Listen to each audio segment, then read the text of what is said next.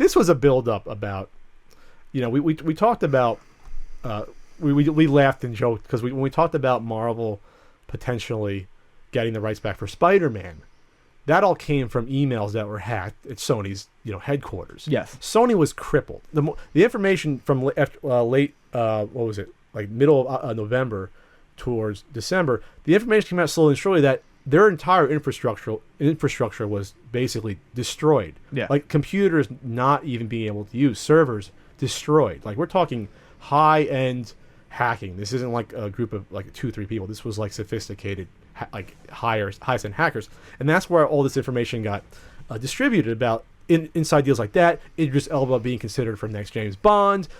Full like the Annie movie that just came out over Christmas. Full movies that were on their servers getting uploaded because they were hacked. And it was joked about originally that, well, this was North Korea, but it basically came out that most people, reputable, think that North Korea, or at least North Koreans working out of China, were responsible for this monumental. This is the biggest sort of cyber crime or cyber warfare ever, at least on the U.S. It's big. It's huge.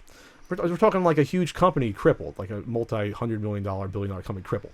So it's all about, it turns out, over the Interview movie, which is this satirical comedy with James Franco and Seth Rogen, where they're interviewers sent over to kill Kim Jong-un, who is the dictator of North Korea, one of the most oppressive regimes in the world. So apparently this was revenge, and they gave threats out, and then they basically threatened by saying you're going to have a 9/11 style attack in movie theaters if you show this film, right, which was coming out in December. So the major movie chains, Regal, AMC, well, Lowe's became, I think, AMC. The major ones, ArcLight, they basically folded like a cheap suit and said, we don't want to show this. Now, we can get into reasons why. They don't want to be held responsible for anything that might happen, even though the FBI and everyone said there's no threat of any attack that we know about even having a chance. So it became a huge, uproar. You had celebrities speaking out, George Clooney and everyone, both sides, left and right, saying, what are you doing? You can't bow to these sort of literally terror threats over a freaking movie.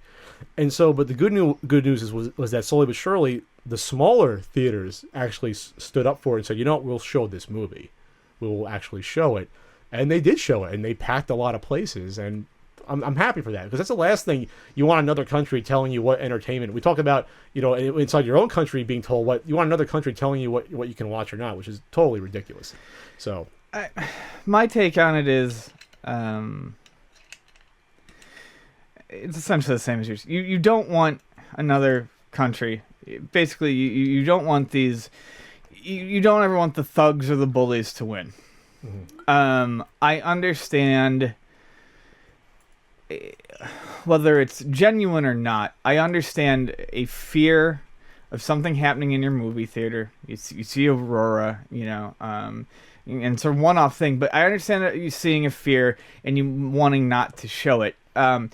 It's weird talking about this after the fact because they've already kind of done everything.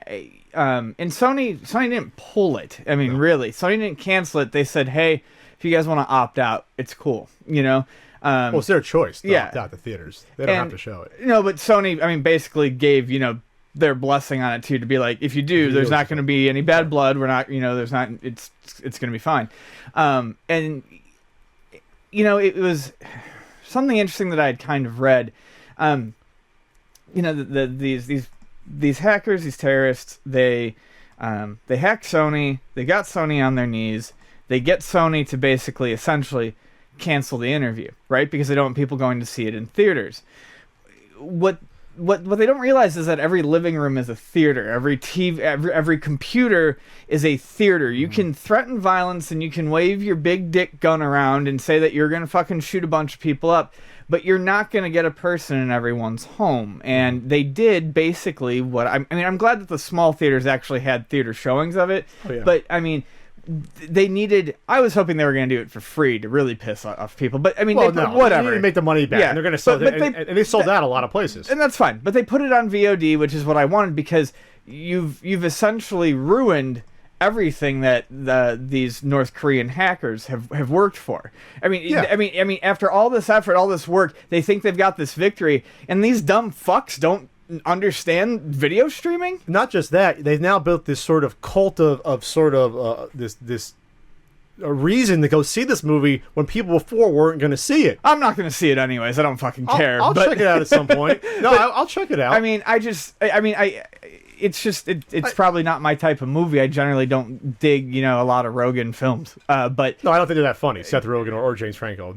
Franco's better when he's a serious actor. I really liked Pineapple Express. There you go. That was good. That was a funny. But anyways, it was a funny send up on marijuana culture, and it was a good action movie. But I'm glad most people agreed. I mean, I saw some idiotic tweets where like, good, it's a stupid movie, or it's like, do you see the freaking point? Or some people saying, well, what if I did a movie about Obama? I wouldn't give a fucking shit.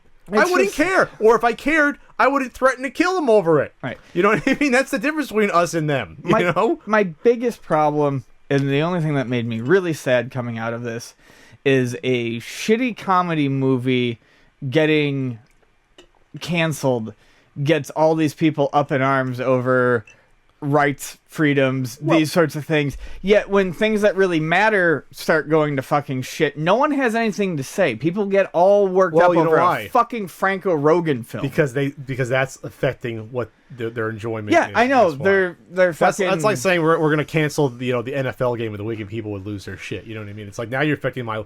This is how I escape. This is my little inside cubicle life. This is my life where I can escape and really live. I understand it's stupid, but I'm holding back so many peppery, horrible, sarcastic, snidey comments right now. Well, this is the podcast. It is. Let it go. I was just just one go, Ian. No, I was just gonna.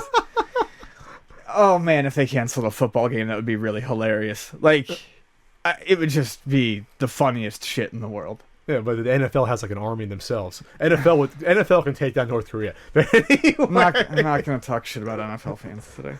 All right, but anyways, yeah. So it's interesting though for a few reasons. This was the first major movie they've done in the past. They've done these movies where they released them in maybe 20 theaters, 25, and then released them on video on demand like a week later. There's actually I forget the name. There was a successful one that came out last year, which was like the most successful to that point, where it was a simultaneous sort of limited theater run, and then it made like 20 million, and then it was on video on demand. So it was like successful. But this is the first. This is like a movie that cost tens of millions of dollars. This isn't like a small independent. This is a major tentpole release film. Sure. That this happened to. So this is the first sort of experiment of putting this at the same time in the theater, which did well in theaters per theater, putting it on, purchase on YouTube, purchase on iTunes, some video on demand, and just seeing how it goes. This is a test for the future, potentially, sort of a backwards test to see how this goes. For how a simultaneous release can do. Yeah, sure. And I always said that. What if a theater? What if Marvel, for Avengers 3, we'll just say down the line in 2018, what if they said, hey, we'll let you stream it for 24 hours for $40 like a pay-per-view. You can have like 6-7 people come over, enjoy it in the comfort of your home. I'd be on board with that. Yeah. Are you kidding me? I have a decent setup. We have we have 55 inch TVs. We have surround sound. We can just do it at our own leisure. Don't have to worry about going out. I'd be down for something like that, and that could be the future. It could be. Yeah. No, it's interesting. Yeah, I think we're veering away from the point, but that is a good idea. If you do a movie launch day, obviously it worked here by basically charging ticket price to get the movie. What they're doing? They're doing like $6 for the video. Okay, so actually a little bit cheaper. So yeah, you do the same thing, and or the rental. I do like the idea of the pay-per-view, like they did in the old days, where when you got a pay-per-view, it would just cycle on the same channel for 24 hours.